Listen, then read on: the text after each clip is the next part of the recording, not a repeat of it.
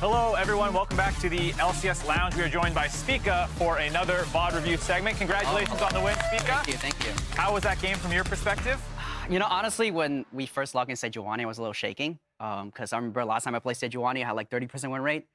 And we lost. But I mean, I think we just win our draft. All right. Speaking of draft, I actually do want to pull it up as fast as we can then, because it was a very weird draft where there was a big pinch that came in on your side with a lot of bans focused on the bot lane. Was Prince scared of double lift? No, not really, honestly. I mean, in review, we're just like, yeah, he's a Zeri one trick. Just remove Zeri, and then Prince is like, just, you know, I could go 4-5, like 1-2-3. I could pick anything against double lift, and yeah, so you can see it down there. They went for the Zyricon in the 2-3 spot, and then they sent some more bans down there. How were you guys feeling in the draft as this kind of pinch was going on? I mean, I think we kind of knew how the draft was going to go in our draft meeting. We had some scenarios where our ball lane go 4-5 if they get pinched. But, I mean, I think from how the draft went, I think it was okay. It was okay. I wouldn't say we are winning draft because their comp is pretty good, but I'm not going to say coach gap as well, you know? I always like to blame the coach. You're like, oh, they gave us a crap draft. We just had to outplay him. So that's all about you guys smurfing on them, which of course. You had a great game, actually. I was very impressed the entire time through. We'll start off at just level 1. This is kind of like the standard invade that people have kind of started doing. Did you call for this knowing that it was going to come in? Or so I don't know if you see our initial level 1 before the minions even spawn. So we 5-man this push, for the Nautilus rush mid. Because their level 1 is honestly really, really strong. Maokai is stronger than Sejuani, Fiora stronger than K'Sante. We were initially going to do the knowledge cheese. I don't know if you guys remember. The 5-man, you know, Bjergsen actually just hesitated in base is why I mean, he's really smart because he's really old, but that gives us this control, which is like, I'm really comfortable, right? Now I can see if they try to low invade my Raptors, if Fiora's coming in. So, you know, after seeing what Fudge did to Contractz, we were like aware of it. Yeah, right. So he comes in. You guys kind of just shove him out. And I was wondering, what did you see that made you confident about the topside red to blue kind of invade that you went for here? Yeah, I mean, so at first I was going to go for mid game because we saw their war. So I queue over the wall to avoid their war. But then after a bit, he was playing really safe. And then after the sapling ran, I'm like, okay, they know where I am. But luckily, because of my hover mid, we get mid push. As a Sylas against Talia, right? So that allows me I have top push, I have mid push, so I just walked in and just take his camps. And I think this is how usually the Sejuani Maokai matchup should be played. Like Sejuani has a lot of early game edge, he can fight a lot of 2v2s, and Maokai just slowly scales. Right, so once you had the shove in top and mid, you were like, okay, this is free. You take this camp, and then I really like your cycle on his Raptors as well after Scuttle Crab. Was it because he just showed on the top initially? Yeah, I mean, it's because we had the level 1 ward, so we know he started Raptors, so I have the exact timing up. So I'm like, okay, guys, you know, the Raptor's gonna spawn at 4 minutes. So I also call Nautilus, I call mid push, and then, you know, we know exactly where he is. So a couple things were going on while you were doing all this jungle stuff. Yeah, let's not talk about the top gap. We're going to talk about the top gap. First, we have to talk about the bot 2v2 kill. Did you see what happened? I actually didn't see this. All right, we'll show you the first blood. You can react to it. Let's see it. All right, we'll get a little closer. Oh my god, was it a little bit later than I thought? Yeah, it was after the first push. All right, so coming in, it's just a hook right there. Wow, this is a kill angle? Yep. And then, wow, this is not the most accurate spectator usage. It's just a clean hook onto Busio. Yeah. I mean, can we just look at the top 1v1? Because I think that one's more interesting than the bot 2v2. You want to see what Impact did? Yeah, I'm just really curious because Impact is a really good player. I respect him. I've never seen him get solo kills, so I'm just curious how... He told me he got cheesed. Where's the cheese? You can watch. He told me he got cheesed, so I'm just thinking how he got cheesed. It's probably a little earlier. Yeah, I mean, I don't know why Tenashi's just a dirty cheeser by just I don't think there was any cheese. He just used his W on him in the wave. No, I think he definitely cheesed. Cheese? Nowhere. Nope. It's okay, we can move on. So there's the repeat gank that comes in. He's died twice. Are you like talking with Impact like, sorry, I can't go top anymore, this is a cursed lane? Like. Yeah, I mean, after Impact got killed twice, I think Prince was really confident. He's like, okay, you know, it's a bot game. I could carry, and I think we play around like the deficit pretty well. Impact didn't like lose anything more other than that. And I think the Fiora didn't get much done, honestly, even though he was 2-0. Yeah, so I want to go to some of your other ganks that came in. So you had a really good gank on mid that you kind of go in without them getting vision on you. Yes. Was anyone commenting that there was no vision here, that they had no idea you had snuck in, or was it just like an instinct play? I think it was just an instinct play. I wasn't super like conscious of the vision. It's just like, hey, you know, Sejuani level 6 super strong, right? We could burn Talia flash because they're pushing hero right now, so I just want to get mid prowl and then try to stop their hero and delay the game, you know, because I think if Fiora gets hero, it's like it's gonna be super hard for K'Sante to play, since, you know, Fiora will always have a side prowl, and it's gonna be hard for us to play the map. Cool. So there's another vision play that you do, right? Which is one of the big plays that your team's going to win. I think is at around 17-10. Yes. You have this big TP flank comes in through bot lane. Again, was there anyone calling vision, or was this just all instinct to know that, like, if I'm going to make this play on mid, I want to go through bot? I mean, I think it's just understanding how our composition works. If you like our comp, right, we have to flank. They have Talia to stop front to back. They have Maokai to check. They have a Rakan Zaya Rakan, right? So it's really hard if we just, go first. So here I'm like, okay, we got to flank. We got to look for our different angles, and I think it worked out really, really well. If you look at the fight, it's like they're getting flanked from mid side. They're flanking from behind, and Zaya or Kaisa and Nautilus is in the front as well.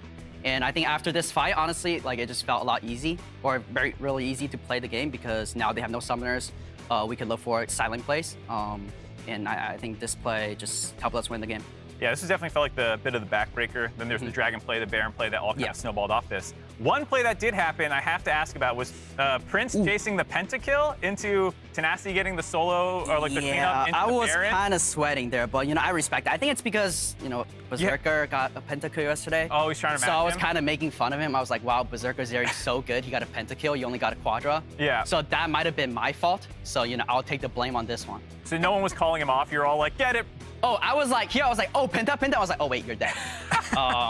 But yeah, I mean, I was a little shaky after this, but I think we stayed calm and finished it. Yeah, so we were asking a little bit about 18-0. Is it coming? Is the 18-0 happening?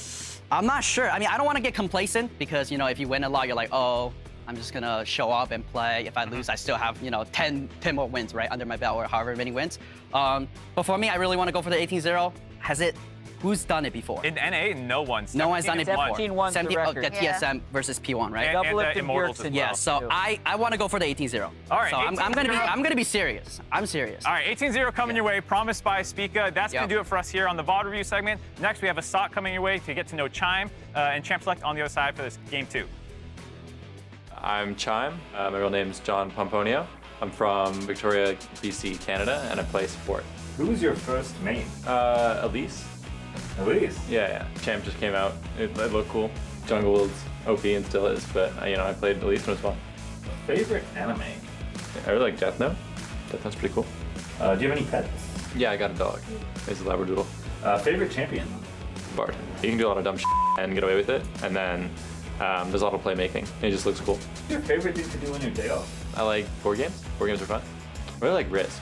It's like a classic, and I feel like you can just, yell at each other for like a long time. It's fun. Favorite food? Pizza. Favorite song? Fumes by the Union Project. Favorite movie? I'm going through so many Quentin Tarantino films, and I love them, but I don't know if they're my favorite. Oh, V for Vendetta. I like that movie. What are your honest thoughts on the state of the CLG TSM rivalry? To be honest, I didn't really know there was one to begin with. I mean, I always want to beat every team I play, so I want to beat CLG. I guess Poome and I had like a similar trajectory, and then I know the first job I was offered was it was like 100 Thieves Next and Harrisburg were the two teams after my scouting grounds that said like, hey, we're interested in you, and then Poome accepted the Harrisburg one and then also the 100 Thieves one, and then at that point it was too late for Harrisburg. Harrisburg then said, oh, hey, we'll take you, because they both said Poome was our first choice, you're our second, and then so he ended up taking both because he took the first one and then the better one, and then they were like, okay, we can't take you till next semester. So then I was like, damn it. But I mean, it was no hard feeling. Like, he was the better sport at the time. Welcome back to the LCS Lounge. We're just about ready to get into TSM versus CLG. We're in already. Yeah. Champ Select. I love it. Oh, wow. Immediately the ban. Lucian's out. Yeah. So we won't have the Lucian Zeri trade. Let's go. Maokai's still available, so I would expect that TSM would want to pick it. Elise has been the constant ban versus TSM, so I feel like they just have to figure out which one they're going to use their draft resources on. They already pinched the Lucian Nami kind of out already. Yeah. It does leave Lulu Zeri up. So it does mean a bit of a weird thing if you get rid of the Elise. You're going to get rid of the Oh, instead. interesting. Okay. So I do wonder if TSM will just first pick Elise here, if it's like that important, because obviously it's one of Bugi's most comfortable champions. He can direct the entire early game, and Elise, I think, has just risen in prio all around the world. And I think for TSM, when I watch their games, their win condition is so narrow. Their bottom lane doesn't necessarily get advantages, solo neutralizes. It's on kind of Bugi and Maple to flip the game, so I love the first pick Elise. Dhokla's kind of laughing about it, but this is like when you're in NA Challenger and you're playing Moose Hater, do you ban the Garen or not? It's not quite the same, but Bugi's Elise can dominate. I love the first pick. Yeah. He might have been smiling because the Skarner hover for CaptainFlowers giving him some love. Yeah. Another one too. I'm interested in whether he goes towards the Wukong, which the Contractz has gone towards in the past. You can always clone out, but also the Maokai that I had mentioned. So I was going to say that I would like for him to pick the Maokai. I think that was the trade that he was trying to go for. Hovering over the Nami, but I don't expect that to be the case. They do need to end up picking AD carry on first phase. That has been the meta. You don't want to drop into 4-5 and get that pinched out. So I think it's smart for them to pick it here. Yeah, you would think Zeri, like we said, potentially, but they also have played like the Sivir comps and stuff like that. And TSM, they did draft earlier game yesterday against, there you go, there's the Zeri. But CLG going late game makes a lot of sense here against TSM, who, like we said, went early game yesterday versus Cloud9, but generally has been taking scaling options. Yeah, and I will say, even because they have Elise, that doesn't mean TSM has to go all out early game. You can still pick scaling in the rest of your roles. So it looks like the handshake here. There's Zeri on one side. What would they handshake? Oh, I mean, they could do Sivir. Hey, I think they're just going to trade Sivir. 2022. That makes a lot of sense. I'm interested in We're back. Yeah. Where's the Yuumi? I think Karma would probably just be the response here. So you have Stand out. Lane. Oh, you're right. I'm trying to think about what support you would pick here. Yuumi is not an answer. I know you can't Yuumi anymore. Yeah. So it's a little harder the now. Enchanter pair with Zeri is not as ideal, which kind of makes me like the Lulu Sivir at the moment. Yeah. Also, from CLG side, they've been the team to experiment with Seraphine a little bit, or more options for Poome. Poome has been an engaged support more regularly, so they can honestly drop down to 4-5 like we saw in last game and just pick something that just starts a fight. Yeah, I think it's interesting to go for the Renekton instead of trying to match bot lanes here and say, like, all right, if you're going to keep throwing bans at us, go for it, and we can actually start banning out some of Solo's champ pool, which is admittedly pretty narrow in terms of what it wants to do, things like Ornn, Renekton, and more scaling and frontlining oriented. Yeah, I agree. And it's also TSM that started off the top lane bans with the Cassante. So now you can just continue to ban, as you mentioned, Solo's picks. For me, I would still ban Jax. I know the matchup for Renekton is good quite early, but then you don't want to get outscaled, and you don't want to find an angle in which Elise Jax is finding a pick onto Renekton, so I want that to get banned. Yeah, so they banned Kassadin, which is maybe possibly setting up a blind pick for Maple. I would definitely ban Ornn. It's good by CLG to get it out of the way. That makes sense. I would personally want to give it to him just because it forces the Elise to play around mid and bot, which you want to give them Ornn? I would never give Solo Ornn. That's crazy talk. No way. I just don't want to give a good pairing for Elise. I think Ornn Elise is an awful pairing, and that you're just forcing TSM to play towards mid bot. They don't gank top anyway. Yeah, I was gonna say, I think this is kind of Elise is a bot lane pairing. He's just camping. Yeah, we've seen. Oh, okay. The Sona coming through. We saw Core play it, and that lane kind of dumpster. It's a little different with the Zeri. But I think the other thing is we're seeing the kind of classic.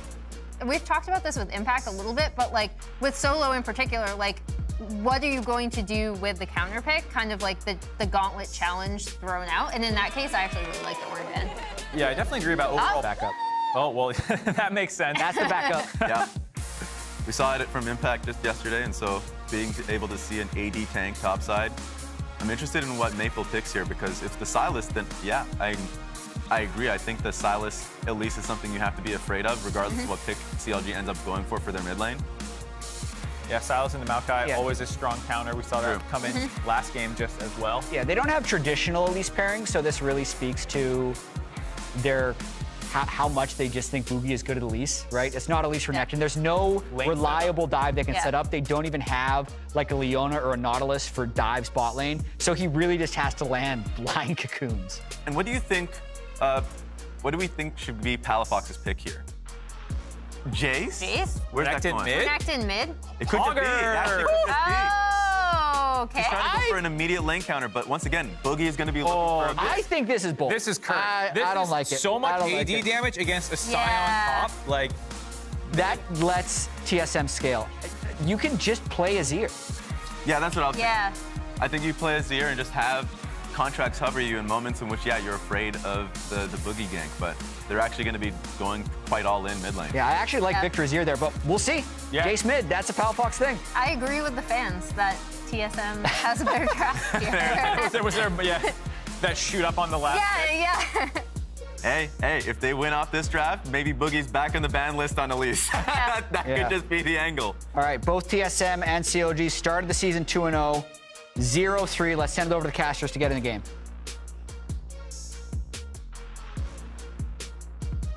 Thank you very much, Analyst Lounge. And yes, it is time for TSM versus CLG. Kobe, you know what I noticed? We have a Sona cosplayer in the audience today, and we get a Sona pick. So I'm thinking maybe there's a meta strategy where you cosplay as Skarner. Do you have any purple oven mitts? I can get some. That's what we need. I will do that for you. As I will paint my entire body purple if it gets these players to play that champion. But today we get to see the Sona Zeri lane. I do not know how Sona Zeri works specifically, but I figure it's probably close to Zeri and every other enchantment. Yeah, it's pretty similar. We'll see about how much poke Poome can actually get done here. That's how we tell the difference between the aggressive Sona players and the farm for late ones. Looks like there is going to be the classic rush push here on bottom side.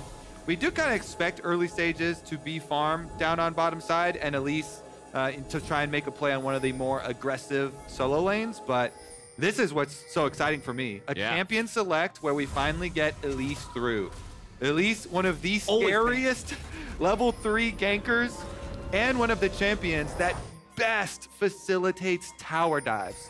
So if this game is not on fire with early ganks, early tower dives, early action all over the place, then I will be very disappointed because we almost never get Elise get through the ban phase and into the actual game. So yeah, if you get to 20, 25 minutes and you haven't been able to find a big impact on Elise, well, now you've got a problem that you picked her in the first place. But getting in there early, affecting all these different lanes, being able to counter jungle the other guys, steal things away, that's what I want to see.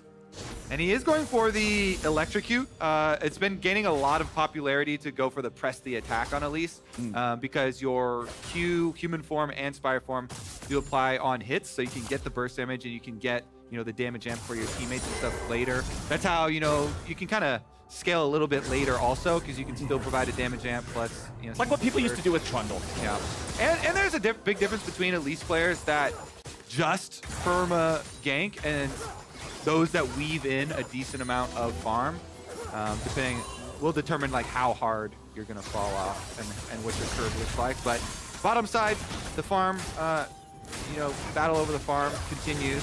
Good swap there. Thank you, observers. Shows us the ward on Bugi. Knowing where Elise is at level 2 and where Elise is getting her level 3 provides so much here. Big Dokes has the extra information. They know Elise is going to be 3 as soon as she finishes the Gromp here. Yep, so that's be aware. Dhokla just goes ahead, checks that river brush to make sure that Bugi wasn't trying something cheeky all the way back at level 2.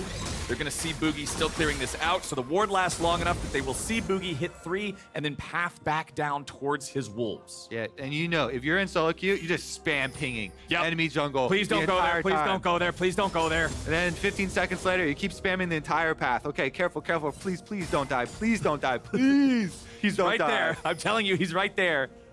Palafox sees him, goes back and checks. All right, CLG comms are on point. They have spotted the spider. The spam pings worked. Palafox got the notification. They sussed him out. They found the spider. Now they'll stay safe for now, but it will be up to Bugi to find those angles more as the game goes forward. Contractz going to step into the enemy jungle here, recognizing that if Bugi got level 3 off of the Gromp after getting the blue, then he probably only did his red in the bottom side. So he's going to walk in there and just see that chicken camp. Yep, and Maple was able to see not only Contractz, but the ward that Contractz put down, which nowadays, since it's so easy to just ping, if you see a ward, you get your little 5 gold star, basically bonus from the game, and it alerts all your teammates forever that that ward is indeed on your Raptors, Contractz. So he knows, everybody knows. And they got that little bit of extra 5 gold. Here we go, baby. The Elise patented tower dive. All righty. With the rappel. Let's see it work. You want Bugi to take the aggro first because he's the one who's got to drop it by using the rappel. There it is. Goes up, goes down, and TSM just completely botches it. What in the hell is going on up here? So I will say, Big Dokes played that super well. You always want to play through the minion wave to dodge the cocoon. He dodges another cocoon! He goes back and gets another one! Dhokla's too damn good at this game! Solo does get the double, though, as Palafox tried to jump back in and kill him, and now Contractz is going to have to flash after him. He goes in for the twisted advance. He arms the sapling in the brush. Contractz gets him. It'll be a 3-2 game for CLG. Well, we are already getting what we asked for, the blood early on. They're not going to let this Elise go to waste. Bugi makes the move for the early tower dive.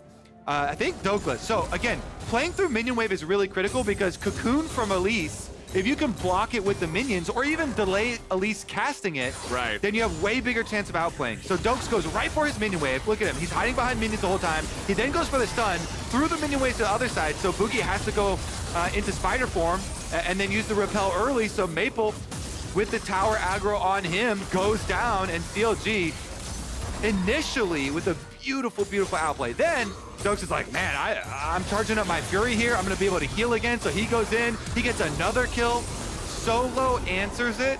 And it could have been left at that. But as we know, Palafox then went in to try and finish, which caused also Contractz coming over to get another kill. A whole cascade. So everybody's getting money. And they've turned it into a lot of upgraded boots here. Double Merc Treads picked up for CLG mid and jungle for them, which I love because they're playing against Elise and Sylas. So huge value on these Merc Treads for Contractz and Palafox to be able to fight that mid-jungle 2v2. It's critical in how you want to play, you know, to your team's win condition and kind of delay and not allow this Sylas to really get any power in the game. The point of this Jayce picks for Palafox and that kind of surprise at the end of the CLG draft is to punish this Sylas and beat Maple and Bugi at the 2v2 in mid and jungle. And so putting their early money into those high value Merc Treads is definitely going to allow them to do that.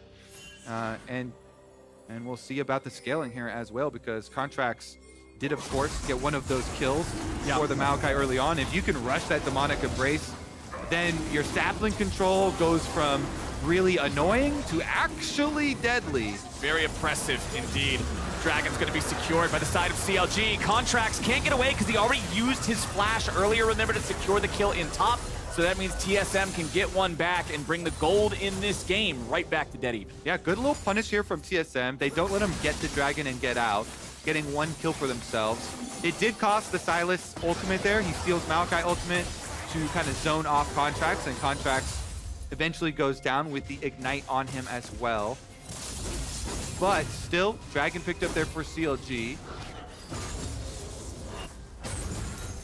Now, I got my eyes on this top lane in particular because Dhokla's doing a good job right now. Like, he played that first tower dive well. He's almost got the first plate. But we saw Sion become invincible in a game yesterday. It was Impact piloting that one. And Solo is currently up almost 2 waves in farm, working on doing the same thing himself. Yeah, I was going to add that, yeah. While Big Dokes outplayed the initial tower dive super well, Solo still went back in and got the 2 kills on the 2 solo laners. Yeah. You know, he took him down, plus got the extra kill onto Palafox. So this Sion will be very, very annoying to deal with. Also, love, love, love the new Bramble Vest. You can just pick that up. There is a Sona on the enemy team, so that plus the healing from Renekton and Maokai, it's pretty valuable to get the Grievous Wounds, and they just straight up you know, buffed the return damage on the item as well. So definitely a lot of possibilities for good investment of that early lead. You can see right now, he's got the Bombies, he buys his plated steel caps. Once he turns that Bombies into a Sunfire Cape, he's feeling really good, because Contractz isn't going to do enough magic damage to kill Sion with all of his passive health. So he's going to be able to stack plenty of armor this game against the Jayce, the Renekton, the Zeri. It's TSM deciding they want to go in. Solo looks for Poome, who flashes over the wall to get out of the way of the engage. Dhokla's already down. That was not good from the Croc. And TSM just stomps him and takes the eyeball. Yeah, really, really good initiation from Solo. One of these top laners is way tankier than the other one. That fight was before even the Kindle Gem was picked up, I believe. So it was the Caulfield's Renekton. That thing just burned like paper. That Crocodile went down instantly. Meanwhile, Sion with ultimate forces a flash, zones the rest of the team off. So TSM, really good setup off of that Rift Herald for themselves. They get the Rift Herald, they also get the extra kill, and by nature of killing Dhokla with no tower or no teleport for himself, it allows Solo to get 2 turret plates and another tower dive. Oh, and now this is what TSM wants their tower dive to look like. That was much, much prettier, boys. They pick up the freebie on Dhokla. Now he's even further behind as Poome and Luger want to turn things around on Neo and Chime. Luger getting out of the way of the return of the Boomerang Blade. A little bit more damage. They won't connect there with the zap, but Luger doesn't seem to be done yet. Gonna keep on pressuring this turret for some plate money as Neo and Chime have to retreat. Yeah, necessary cross-map play for CLG, seeing the mid lane and jungle roam up to top side. They think, okay, we've got to make something happen on the other side of the map. TSM just spent a lot of resources to keep this Renekton behind and get that early first tower. So they do at least get a little bit for themselves in the form of a turret plate on bottom side, but it's still a magnificent win here for TSM on the top side. They get the whole tower with the Rift Herald, and Solo is massive. Yeah, this Sion is already a problem, Kobe, and it's only going to get worse unless CLG can find a way to knock him down a couple of pegs here. Still no completed items for anybody on the map aside from Maple's Sylas, who does have Rod of Ages stacking at 10 minutes. Solo is actually just a miner. He's walking around taking turret plates with this Demolish proc off of every turret in the game, it feels like. He goes, grabs some more money off of mid lane, annihilates the minion wave. He's having such an impact. I thought you were trying to say he's like still in high school, and I'm like, I'm pretty sure the dude has like a full beard and a mullet. I don't think he's still... It is a magnificent mullet. Yeah, no. Joe Dirt even is jealous. Yeah, Joe Dirt's jealous of Solo here at this point, as we've got this man just stomping around the jungle. 99 farm compared to 81. How much money, observers, if we could switch over to the gold. He's got 1,150 gold in his inventory as well.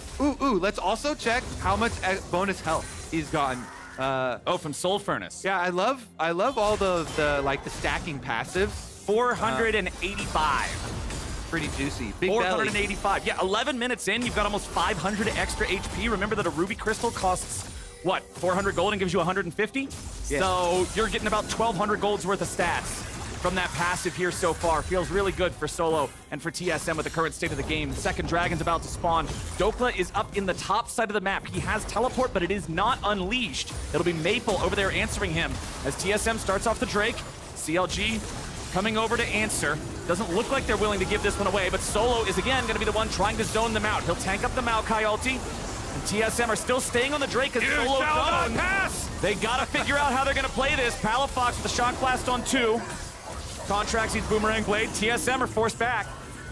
Dragon's going to reset here in about a minute if they aren't careful. You notice how Solo's just shrugging off all the damage, though? Yeah, he doesn't care. He's actually going in even further. He uses the ulti. He CCs 2, but TSM goes in too far. Palafox is able to swoop in and immediately kill Poome as Luger's now fighting with his back literally against the wall. Neo barely stays alive as Palafox and Contractz have to try to get something now. Dhokla's ready to enter into the fray, but Contractz drops before he can arrive. CLG are disjointed. Everybody's coming in at different times. Solo just flashes over the wall. See you later. Oh, man. Alligator's just got to watch him run. Oh, my goodness. That was so funny. Solo, you can tell the comms right there. You know, he's standing in the front, absorbing all this damage.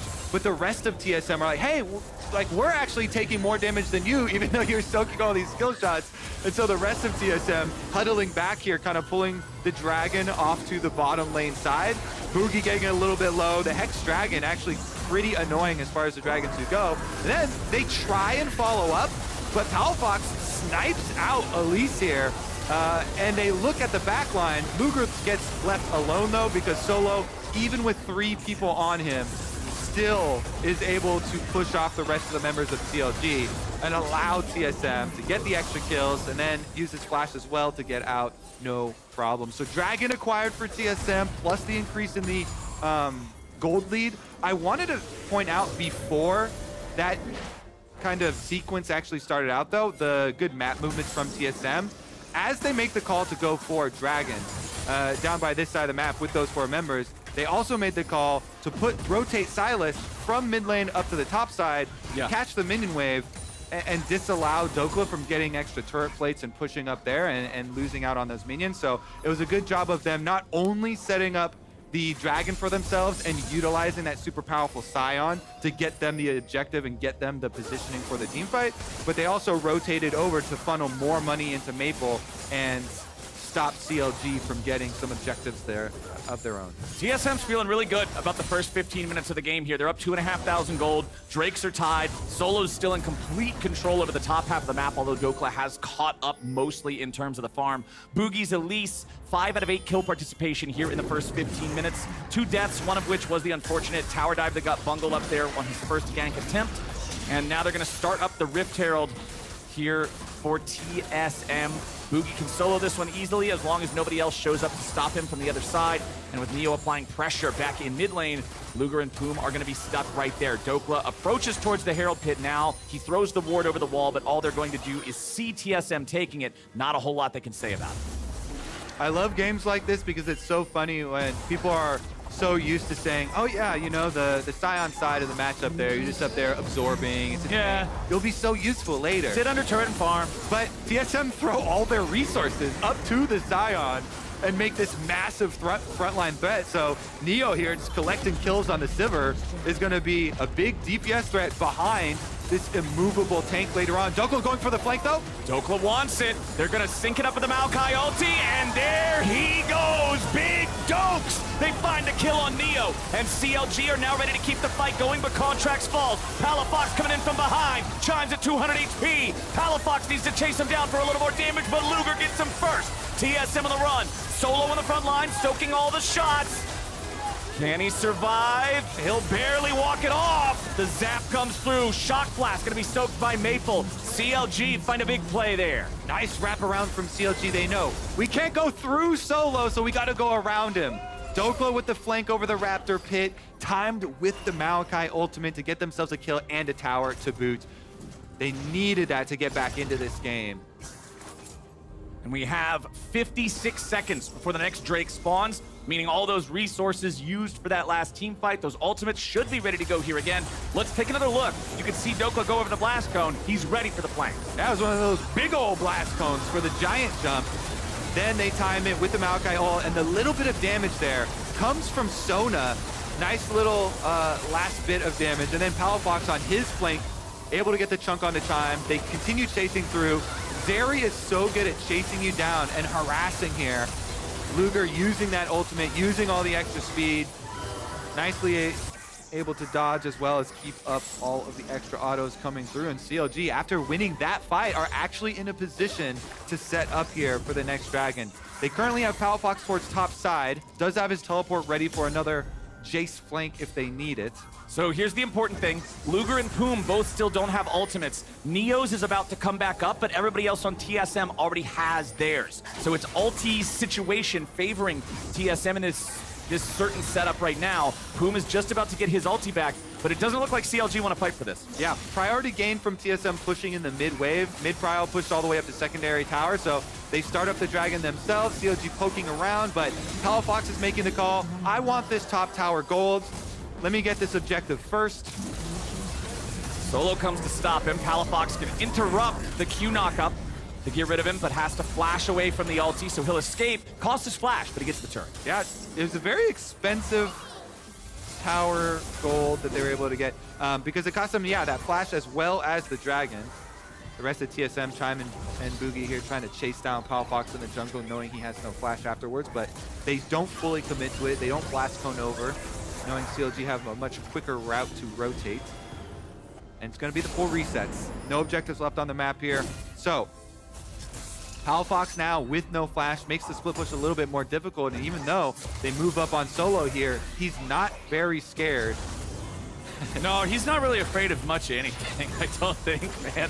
This guy is a brick wall. What is that, 3,400 HP in a game where almost everybody else has like 2,000? Yeah, 3,402 health, 848 of which is coming from the passive on his W, that Soul Furnace. Yeah, and the reason why Sion is one of the most picked tanks in competitive play is because, yes, the utility of the ultimate for these rotations and trying to get engages down as well around objectives, but also he is one of the tanks that can very quickly annihilate minion waves and then move over to the rest of the team. So Sion is one of those tanks that gives you a lot of what people refer to nebulously as tempo. Very quickly killing minion waves, being able to use the ultimate to transition really quickly for himself, and he's going straight up mid while the rest of the team is pressuring bottom and avoiding the Maokai ultimate.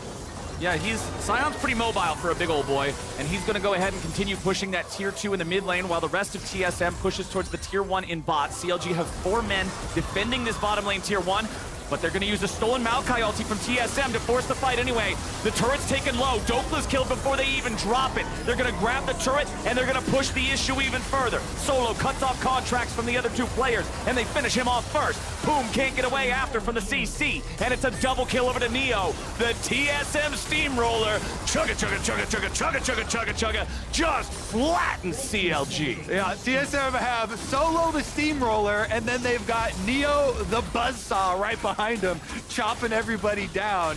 It is quite the combination, Flowers. Buzzsaw, Steamroller, that's like some Mad Max stuff. I can respect that. TSM, they are going all sorts of crazy on CLG 20 minutes into this game. Yeah, nicely stolen Maokai ultimate there. Not only were TSM able to just hide everybody behind Neo's spell shield for the CLG Maokai ultimate, but then they still themselves, use it at the tower, push them off. They time it with Solo's teleport coming in. Solo immediately ults as well for the follow-up engage to get another one. It's just nicely coordinated here by this TSM team. And definitely going to be a worthwhile win if they're able to get it here. Both these teams tied 2 and 3 in the standings. Currently with the massive gold lead for TSM and +1 Dragon as well. Side lane attempt here from CLG to pinch. Look at the mini map though. Because all of TSM have come over to Baron to try and get control, Maple's not worried, and he was looking offensive. Oh yeah, we got some reinforcements for the side of TSM, and it's way too much damage, man. Sona is one of the squishiest champions in all of League of Legends, and TSM are making sure Poome does not forget it. Now it's them with a 5v4 for the next 20 seconds. They have control over the top side of the map, control over the red side CLG jungle, and they're starting up the Baron. All right, Contractz does not have Flash, nor does he have Smite right now. So there's not a lot of threat on TSM. Bugi is waiting on his Smite. It'll come up quicker. Oh, they just immediately decide to go in now, forcing the fight on CLG. Contractz not stepping into the charged queue of Solo, but now they polymorph Dhokla, and he's going to be forced back too. He's got the Dominus currently active, giving him plenty of power, but he still cannot force this further forward because there's still 4v5. CLG have stopped the Baron, but that's all they can do for now. So Sion's just a what? Sion's a bit of a problem. That was a beefy boy right there. He didn't even look like he was losing any health in the back. But TSM made the call. They were worried about a steal, and since there was a little bit of time still left on Bugi's Smite, they were thinking, yeah, let's flash over. Maybe we could just get a kill instead. Yeah. We do not want to flip. There's no reason for us to flip right now. They have such a big lead with this massive front line and a turbo scaling backline in the Sivir. So there's not a lot of concern in TSM's mind to cause them, pressure into flipping any sort of objective. Easily, they can just rotate right back down to the Dragon, 4-1 split push, and pick it up. Alrighty, TSM starting it up, Solo zoning everybody away. The Zeri laser doesn't even hurt him. Like, it barely puts a dent in his shield. And TSM are very well aware of just how strong they are compared to their opponents right now. 3 drinks to 1. Here comes the Sion train. Contract's gonna be caught away from the rest of his team. Tries to drop his ulti defensively, but it can't be done. Maple goes on a killing spree, and that's the enemy jungler, Kobe. If there was ever a time to take Baron, it's when the enemy jungler's dead. I think TSM have one thing on their minds. I think TSM agree, and they've got a stolen Maokai ultimate for a turn. So even though they used their Sion ultimate, stolen Maokai ultimate plus Sivir ready to chase people down, they might also look for the turn here. CLG trying to stop it. They already had to do this once, 4v5. Now they got to do it again. They're going over to see if they can stop Maple before he reinforces with the rest of TSM, but Dhokla immediately loses 3/4 health. TSM going right back onto the Baron. It does a partial reset. Still at about half HP, TSM are going for a turn and burn. Nice shock blast from Palafox. Gonna find Chime and Neo. Put a big chunk into both those health bars. Baron's already down to 2,000 HP. They want to try to finish. Bugi's gonna secure Baron for the side of TSM, but can they get away? Neo's got barely any mana to work with. Maple right back over the wall. They find the kill on Luger. The AD carry is down, but he's traded away for Bugi. TSM, no mana on the top laner, no mana on the AD carry. They're trying to retreat here. Oh, big CLG does everything they can to try to catch up. Contractz throws out the ulti, but remember, it still moves slow at the start. They won't get anything from it. TSM make good on their escape. Maple using the stolen Sona ultimate just for a little bit of poke here as it was about to time out. They get their Baron, they survive. CLG trying to chase down something, but unable to get more than that single kill they pick up, and objective bounties have arrived. TSM feeling very good about their reset. TSM, 5.8 thousand gold ahead. They got Baron for the next 2 minutes, and then their Drake Soul spawns in 3. And we're looking at some pretty big power spikes coming soon for their carries. Death Cap for Maple, Quick Blades for Neo. So their tanks well ahead, and their carries are soon to follow. CLG is going to have a tough time coming back into this one. It's got to be perfect. The engage has all got to be just layered. Contractz ulti on top of Poome ulti, on top of Luger ultiing everybody and firing through all of them. Big shock blast onto the carries. Like, there's so many conditions that have to be met for CLG to have a good fight here. And that's not even talking about the presence of this Sion that's now at 4,000 health and leading the charge into the CLG base. Demolish proc hits like a truck. The first tier 3 turret is down, and TSM should be able to take the inhib here as well. Dhokla's back in the bottom lane, trying to take out the tier 2 of TSM as a trade. Should be able to get it, I would think. TSM not really super concerned about that, as now they're going to switch their attention over to the top side of CLG. Yep, they send Solo back, so at least try and stop it at the inhibitor turret here, but that's going to be enough. CLG call it off. Giving up 1 inhibitor, here's a cope take. Okay, all right, hit me with the copium. When you give up 1 inhibitor, it's still farmable. You know, that's not going to cause so much pressure, especially because it's middle inhibitor. Right, everybody's mid anyway. And you can still kind of rotate over to contest objectives. If you can use that, continue to farm these waves. CLG want to funnel as much money as they can into Zeri right now, into Luger, to be able to actually carry the team fights. You know, Palafox is already 3 items on Jayce. That's all you need on your Jayce. That's your poke contribution.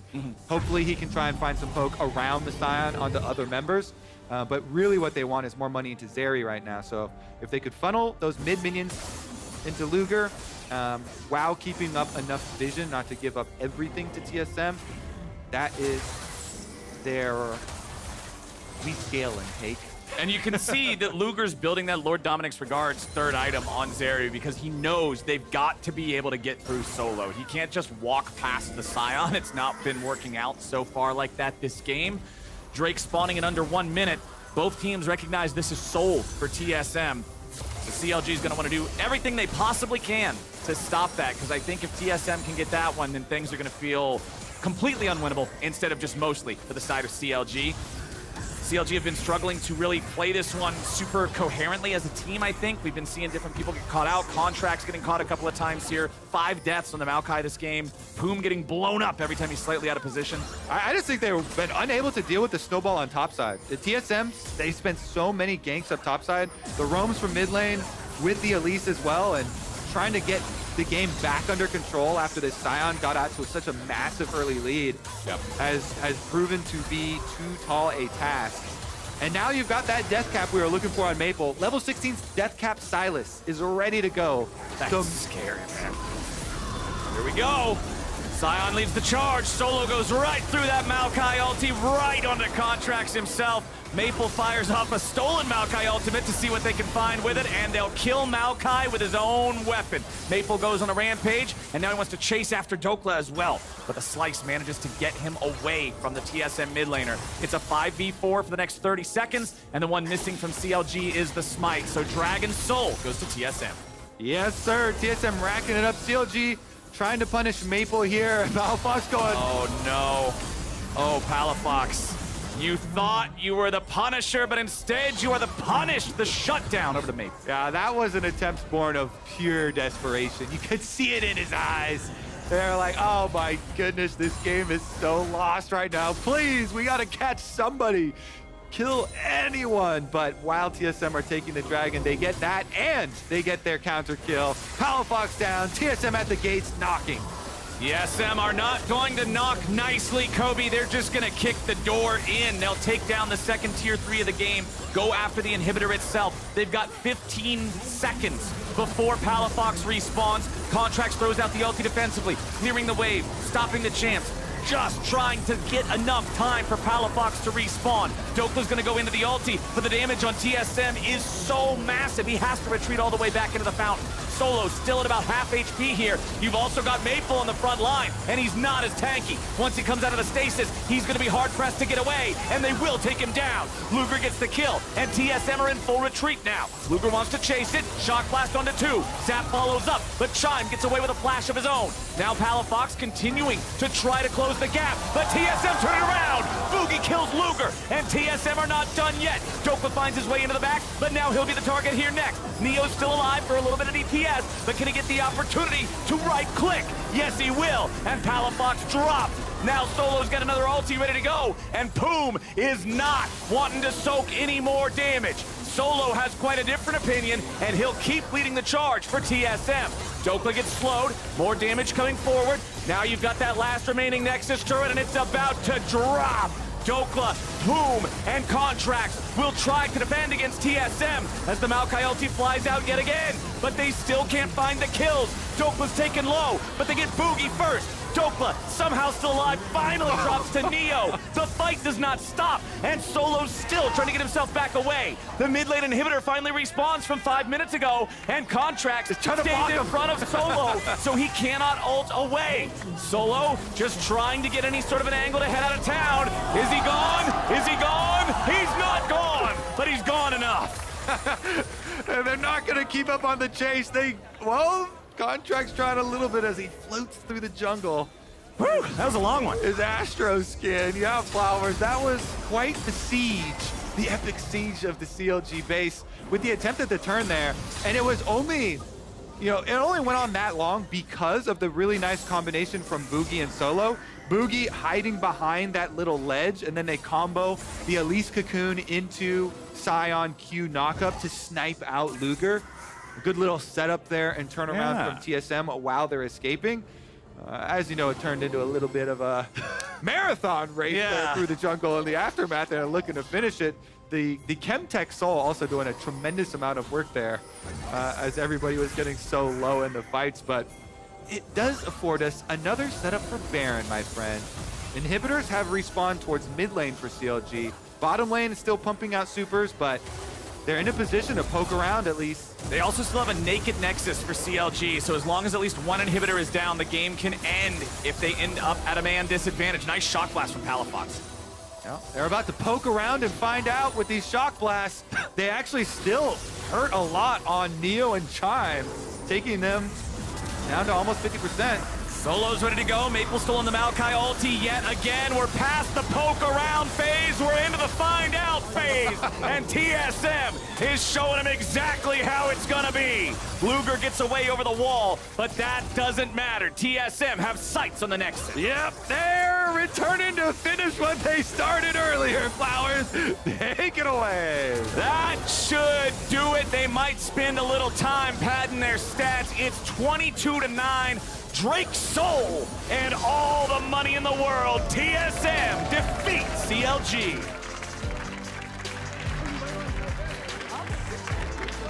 You'll love to see it. When Solo was announced that he was going to be returning on TSM, people are like, oh, so it's going to be a weak side top, and they'll play around Maple plus a Bugi mid jungle, and they'll roam to bottom lane, right? Yeah. No, they're gonna roam to top lane around the tank, baby. Around Solo, around the Sion. They dive the Renekton multiple times. Even after the first dive does get outplayed a bit, they still return to the game plan. They don't give up on that game plan. And then Solo rewards them in a big way. He got massive demolish procs off as well. A lot of money from turret plates for him this game. Yeah. In addition to using the Rift Herald top and really just driving that advantage home. Once he got out of lane 2, then you've got the super beefy tank front line, positioning him in front of the jungle entrance over towards the dragon, and TSM snowball it. He made it so easy for those TSM carries to have a lot of room to poke around, do their damage, scale up. Both Maple and Neo with some pretty sick scores, fully stacked Dark Seals towards the end here. Yet TSM enabling Solo created the X factor for the game. CLG did not have that same type of a champion to be able to buy them time. They never got to the point where they could deathball together and have Sona just constantly bolster everyone to keep the health bars topped off. Because as soon as they would try to poke, Solo just goes, roar, whatever noise Sion makes, and runs at him. You're not disengaging now, and the fight continues. Every time Maple is stealing away Contractz' ult, there were more better Maokai ults from Maple than there were from Contractz this game. Yeah, everybody was looking over their shoulder. You gonna kill Sion? You gonna kill Sion? I'm not. Renekton is not gonna kill Sion. Jayce not gonna kill Sion. Zeri's like, all right, I guess I work on my Lord Doms. I'll try. Sona's like, I'd do it, but I'm dead. So everybody was in a bit of a rough spot dealing with this Sion. And honestly, good stuff from TSM, recognizing, hey, this is a win condition. We get this guy ahead. Let's go. Yeah, and that puts TSM at 3-3. 50% here early on in the split. This is much better than people thought they were going to be able to do with this lineup. They're really sticking together, like sticking to the game plan as well, and focusing in areas where people might not think they will. And with TSM versus CLG all wrapped up, it's time to remind you all that we are officially live with tickets for the LCS Spring Final in Raleigh, North Carolina on April 8th and April 9th. Head to Ticketmaster.com right now to claim your spot. But as you all go ahead and do that, we're going to hand things back over to the LCS Lounge to break down that last game. Welcome back, guys. It's a great game to talk about TSM simply because when we talked about them in the past, when they were winning games in week 1, we were talking about Bugi's team fighting and dives. We were talking about Maple's ability to team fight on Talia. This time, player of the game Solo went out and killed it. Now, it started with an amazing setup around Rift Herald. You got to see Sivir push out bot side and rotate initially, so they actually have a numbers advantage. And TSM take full control of this river. And you just take a... Honestly, just look at the big man upstairs. It clears out a ward right up top, so they do not get vision of him. At this point, they don't know where he's coming from. They do have a sneaky little red ward, but if you shut out the lights, then you get to see how much CLG actually sees in this game. And it's certainly not Sion. He catches him by surprise. We don't get to see Fog, but like he does catch him off surprise. And it's the space that he creates on the pick. So just take a look at it. A flash from Poome. Palafox is in a tough position if he's not focusing on towards the Sion, and Contractz feels the need to peel him off. And so if you take a look at the initial the setup of the Herald, that means that TSM feels pretty confident. They have numbers advantage, and Dhokla is in a really tough spot. He has to fight himself out of there, but Cocoon hits his head. Neo is in the area to just kind of hit him with a double, I guess, the boomerang on both sides, and so they end up getting a pick on him. So that's one really good angle from Solo, in which he's able to really eat up a lot of space, not get a hit, but split up the side of CLG and make them fight for it. This is another Drake setup, by the way. And if you look at this one, you could see CLG doing a pretty good job of contesting. Solo says, you know what, screw it, I'm gonna walk up and just be a barrier. And so gets the first knock-up, gets the Lulu ulti after his ulti knock-up, and just becomes a beast. And I gotta rewind that a little bit, because there's something that will always be missed here. And it's the fact that CLG recognizes that Solo is pushing in, and they try to at least go into the back line. Both, you get to see Luger and Palafox. Yes, you get the kill on towards Elise. But honestly, Solo is doing so much damage into the back line, and he's eating so much pressure that you can't kill him. Meanwhile, they're focusing on Luger, and they're calling back Palafox to deal with Solo. So in the long run, in the front to back, it's TSM that ends up winning, and it's the veterancy of Solo that recognizes his role in team fights. So when we talk about TSM, throughout the weeks, it has been the other members. This is a spotlight on what Solo is able to accomplish in team fight after team fight. Let's see if they can get the momentum rolling into next week. Good job this week, TSM. And after the break, it's going to be Evil Geniuses versus C9, so I'll catch you on the other side. You always want to play through the minion wave to dodge the cocoon. He dodges another cocoon! He goes back and another one! Dhokla's too damn good at this game! Yeah, he doesn't care. He's actually going in even further. He uses the ulti. He CCs too, but TSM goes in too far. Palafox is able to swoop in and immediately kill Poome, as Luger's now fighting with his back literally against the wall. Solo cuts off Contractz from the other two players, and they finish him off first. Poome can't get away after from the CC, and it's a double kill over to Neo. The TSM Steamroller, chugga, chugga, chugga, chugga, chugga, chugga, chugga, chugga, just flattens CLG.